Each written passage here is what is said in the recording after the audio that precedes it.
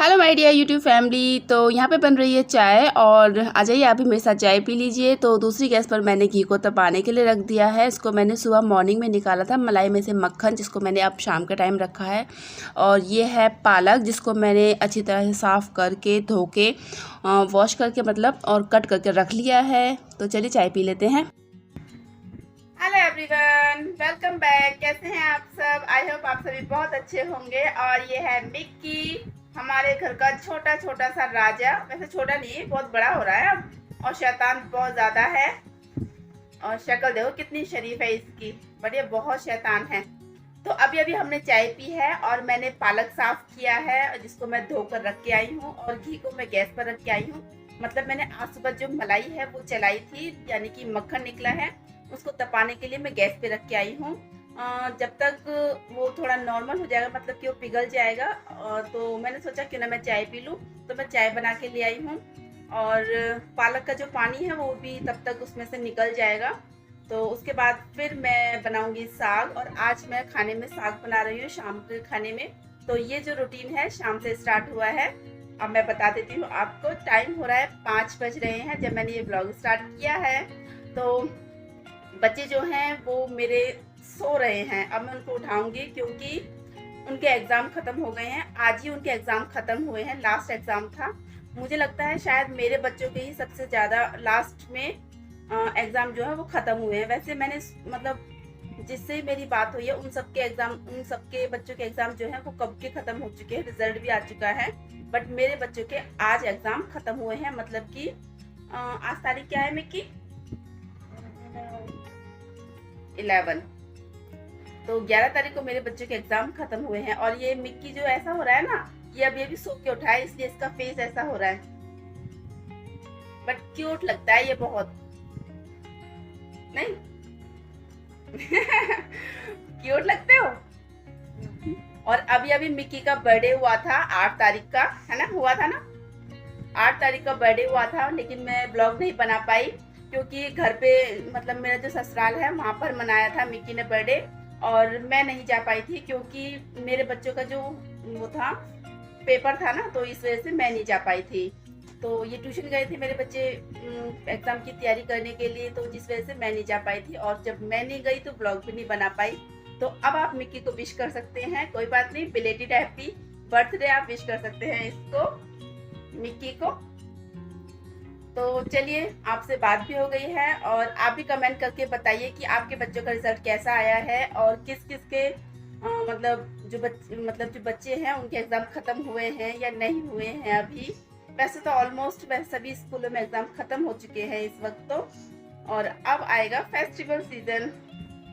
तो चलिए, बातें बहुत हो गई हैं और अब मैं क्या कर लेती हूँ, किचन में जाके खाने की तैयारी कर लेती हूँ। क्योंकि जो साग है ना वो साग बनेगा, तो साग बनाने में थोड़ा टाइम लगता है। और साग मैं सिंपल वाला बना रही हूँ जो पालक से बनता है सिर्फ, उसमें कोई सरसों, मेथी या बथुआ वगैरह नहीं डाल रही हूँ। वैसे पालक के साथ बथुए का कॉम्बिनेशन बहुत अच्छा होता है, अभी बथुआ आया नहीं है इस वजह से। और मेथी और सरसों डालने से ना थोड़ी सी जो कड़वाहट होती है ना वो आ जाती है। तो इस वजह से मेरे बच्चे जो है इस तरह का जो साग है वो पसंद नहीं करते हैं। तो आज मैं सिंपल वाला साग बनाऊंगी। वैसे मुझे बथुआ, सरसों और जो मेथी वगैरह डाल के बनाते हैं ना प्रॉपर जो साग होता है वो बहुत टेस्टी लगता है मुझे और मेरे हस्बैंड को। लेकिन बच्चों को पालक वाला जो खाली बनता है ना पालक से ही, उसी का अच्छा लगता है। इसलिए चलो, बच्चों के लिए होना चाहिए पहले तो मैं बच्चों के हिसाब से आज साग बनाऊंगी ताकि वो भी खा ले। पालक अच्छा होता है, सीजनेबल सब्जी है। लेकिन मैं खा लेता। हाँ, गुड, वेरी गुड। ये कह रहा है, अगर आपको सुनाई ना दिया हो तो मैं बता देती हूँ कि पसंद नहीं है लेकिन मैं खा लेता हूँ।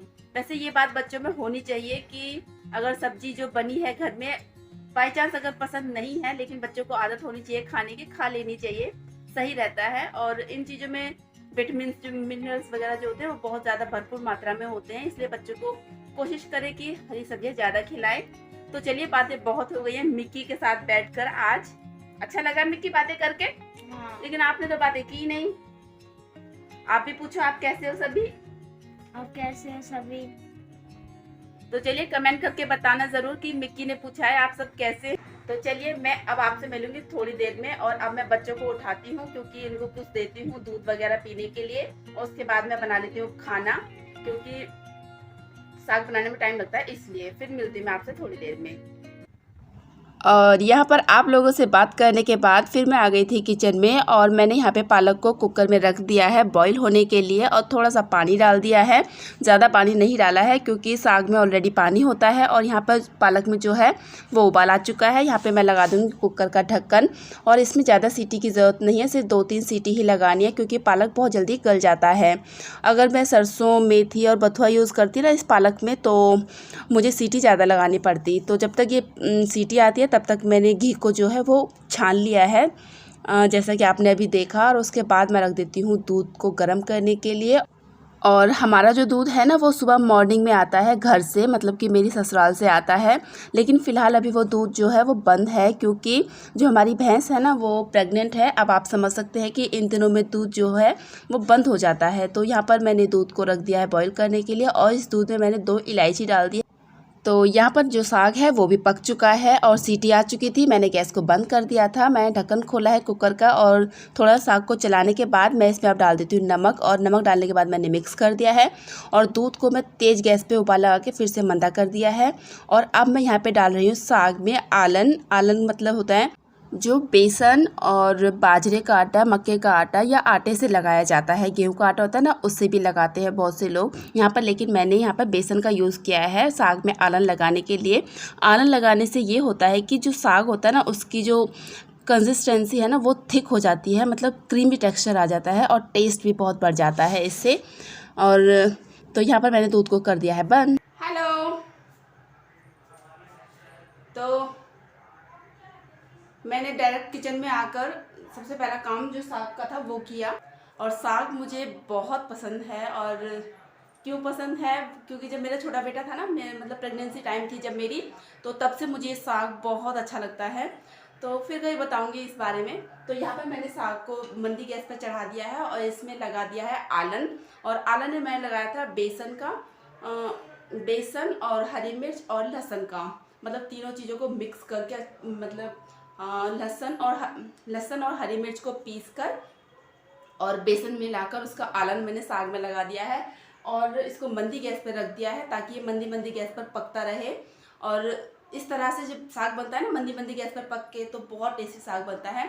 तो जब तक ये मंदी गैस पर पकता है तब तक मेरे जो बर्तन है थोड़े से मैं उनको वॉश कर लेती हूँ। और दूध मैंने यहाँ पे उबाल दिया है, अब ये भी देखा आपने। तो चलिए, और बर्तन धोने के बाद फिर मैं लगाऊंगी साग में तड़का। और जब भी मैं किचन में काम करती हूँ ना, जब बर्तन होते हैं तो उनको मैं साथ के साथ निपटाती रहती हूँ, क्योंकि इससे बर्तन जो हैं वो ज़्यादा इकट्ठे नहीं होते हैं। थोड़े थोड़े तो जल्दी धुल जाते हैं, लेकिन जब ज़्यादा हो जाते हैं तो बहुत टाइम लग जाता है। यहाँ पर जब तक ये साग पक रहा है तो क्यों ना मैं भी इन बर्तनों को ख़त्म कर लेती हूँ।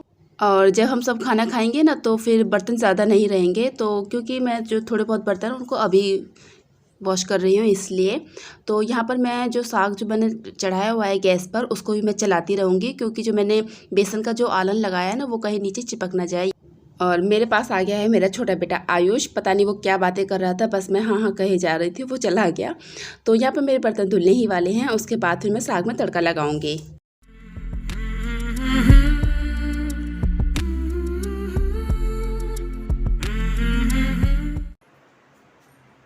तो अब आ चुका है नंबर साग में तड़का लगाने का, और बर्तन मैंने धो लिए हैं, जैसा कि मैंने बताया था कि मंदी गैस पर साग पकता रहेगा और तब तक मेरे बर्तन भी वॉश हो जाएंगे। तो बर्तन मेरे धुल चुके हैं, अब मैं लगाऊंगी साग में तड़का। तो आप ही बताइएगा कि साग किस किस को पसंद है और तरीका क्या है आपका बनाने का। मेरा तरीका ये है, मैं आप लोगों के साथ शेयर कर रही हूँ। किसी दिन मैं परफेक्ट पूरी रेसिपी की आप लोगों के साथ शेयर करूँगी, क्योंकि हमारे यहाँ पर जो साग है ना वो चूल्हे पे बनता है, और जब भी चूल्हे पे बनेगा ना तो मैं आप लोगों के साथ ज़रूर शेयर करूँगी। तो फिलहाल मैं बना रही हूँ गैस पर, जिसे मैं आप लोगों के साथ शेयर कर रही हूँ। तो चलिए साग में तड़का लगा लेते हैं। और यहाँ पर मैंने कढ़ाई में डाल दिया है सरसों का तेल, और जब वो गर्म हो जाएगा ना, पता नहीं कौन सा तेल है, ये कच्ची घानी का तेल है। वैसे कच्ची घानी का जो तेल होता है ना, उसमें झर बहुत ज़्यादा आती है तेल में। इसको मैंने खूब पकाया और फिर थोड़ा सा ठंडा हुआ तब मैंने इसमें डाला जीरा, हींग और सूखी लाल मिर्च। और जब वो भून गए तो उसके बाद मैं डाल दिया है प्याज, और प्याज मैं काफ़ी सारा यूज़ कर रही हूँ क्योंकि इसका टेस्ट अच्छा आएगा साग में काफ़ी। तो प्याज भुन जाने के बाद इसमें मैंने डाल दिया इसमें टमाटर, और बारीक बारीक कटे हुए टमाटर हैं। इनको मैं ज़्यादा मैशी नहीं करूँगी क्योंकि जो खड़े खड़े थोड़े से होते हैं ना, वो अच्छे लगते हैं साग में। तो मैंने थोड़ा सा इसमें नमक डाल दिया है और हल्का सा मैश कर दिया है, बहुत हल्का सा, क्योंकि मेरे बेटे को बहुत अच्छे लगते हैं टमाटर इस तरह से। और इसके बाद फिर मैंने डाल दिया इसमें कलर वाली, जो रंग वाली लाल मिर्च होती है ना, वो। और यहाँ पे जो तड़का है वो तैयार हो चुका है, और फिर इसमें मैंने डाल दिया है साग। और देखिए कलर कितना प्यारा है, और जितना कलर अच्छा लग रहा है ना, उतना ही खाने में भी टेस्टी है, और काफ़ी सारा तड़का है साग में। तो चलिए, साग बनकर मेरा रेडी हो चुका है। इसके बाद मैं बनाऊंगी रोटियां।